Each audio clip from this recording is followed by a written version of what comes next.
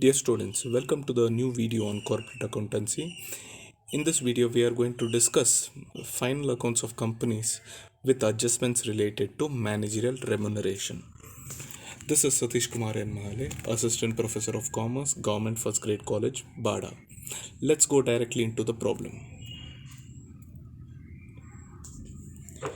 In this illustration, we have the trial balance of Sunil Company Limited as on 31st March 2014. The trial balance is as follows. Stock on 1st April 2013 75,000, purchase returns of 10,000, purchases and sales amounting to 2,45,000 and 3,40,000, wages amounting to 30,000, discount amounting to 3,000, carriage inward 950, furniture and fittings 17,000, salary 7,500, rent 4,000, sundry expenses of 7,050, sundry surplus on 31st March 2013 16,350, dividend paid for the year 2012-13 amounting to 9,000, dividend distribution tax at 17% amounting to 1530, share capital of rupees 1 lakh, debtors and creditors amounting to 27,500 and 17,500, plant and machinery amounting to rupees 29,000, cash at bank amounting to rupees 4620, general reserves amounting to 15,500, patents and trademark amounting to 4,800, bills receivable and bills payable amounting to rupees 5,000 and 7,000 respectively. Total of the trial balance is 5,09,350. The adjustments are as follows. They are asking us to prepare the profit and loss account for the year ended 31st March 2013 and the balance sheet as on that date, taking into consideration the following adjustments. Stock on 31st March 2014 was valued at rupees 88,000. Provision for income tax is to be done at 31%. We need to depreciate plant and machinery at 15%, furniture and fittings at 10%, and patents and trademarks at 5%. On 31st March 2014, outstanding rent amounted to rupees 800, while outstanding salaries totaled to rupees 900. The Board of Directors proposed a dividend at 15% per annum for the year ended 31st March 2014 after the minimum transfer to general reserve required by the law. The rate of dividend distribution tax is at 17%. Make provision for doubtful debts amounting to rupees 510. Provide for managerial remuneration at 10% of the net profits before tax and before deducting managerial remuneration. So they are asking us to provide for managerial remuneration at 10% of the net profits before tax and before deducting the managerial remuneration. Okay, let's go to the statement of profit and loss account for the year ended 31st March 2014. Revenue from operations we have 3,40,000. Other income we have 3,000. Total revenue amounts to rupees 3,43,000. The expenses are as follows. Net purchase of goods 2,35,000. Excess of closing over opening stock we have minus 13,000. Employee benefit expenses we have 38,400. Depreciation on fixed assets amounting to 6,290. Other expenses amounting to 13,310. Managerial remuneration amounting to 6,300. So here we have taken into consideration the managerial remuneration based on the net profit before tax and before provisions. So the managerial remuneration amounts to rupees 6,300. Profit before tax amounted to 56,700.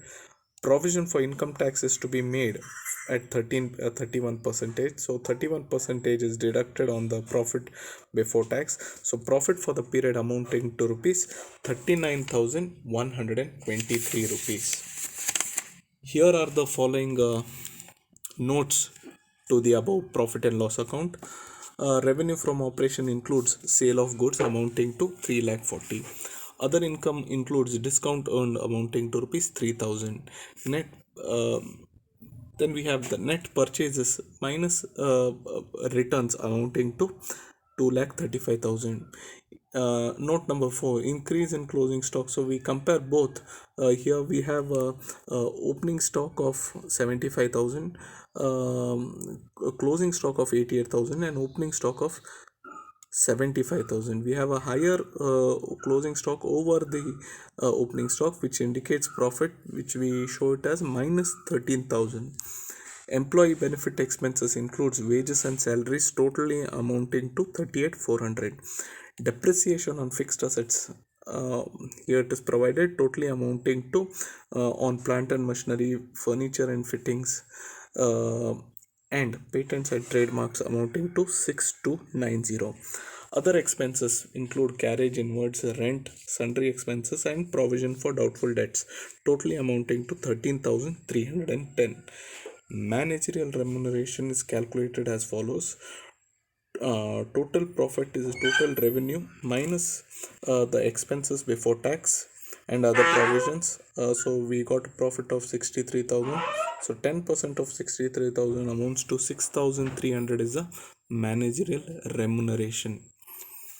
Here next we directly prepare the balance sheet as on 31st March 2014. Going to equities and liabilities, we have shareholders fund, share capital amounting to rupees 1 lakh, reserves and surplus amounting to 42,893. Current liabilities includes trade payables amounting to 24,500, other current liabilities amounting to rupees 8,000, short term provisions amounting to rupees 35,127. So total equities and liabilities amounting to rupees 2,10,520. Coming to the assets, we have non-current assets as follows. Fixed assets, which includes tangible and fixed assets amounting to 44,510.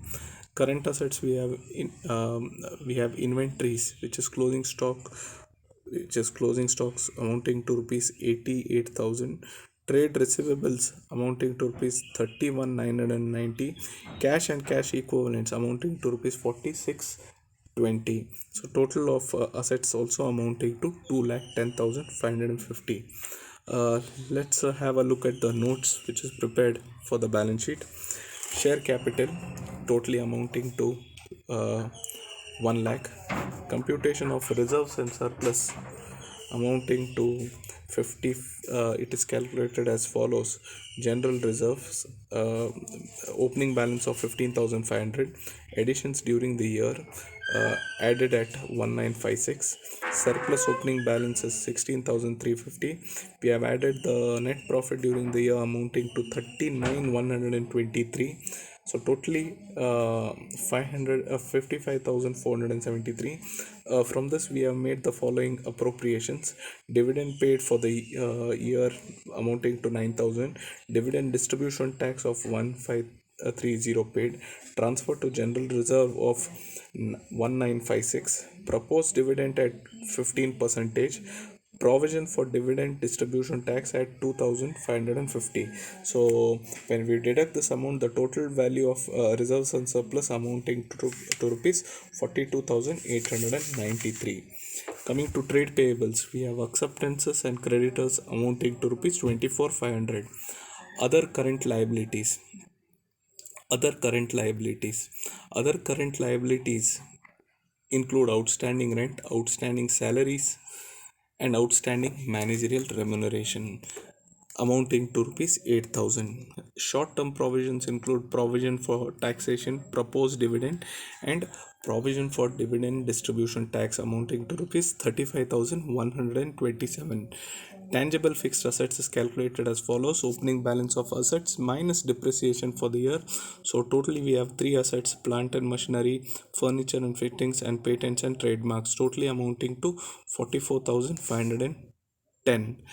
Trade receivables includes bills receivable and debtors, totally amounting to 31,990. And last eighth note, we have cash and cash equivalents, only one item, which is balance with banks amounting to rupees 46 46,020.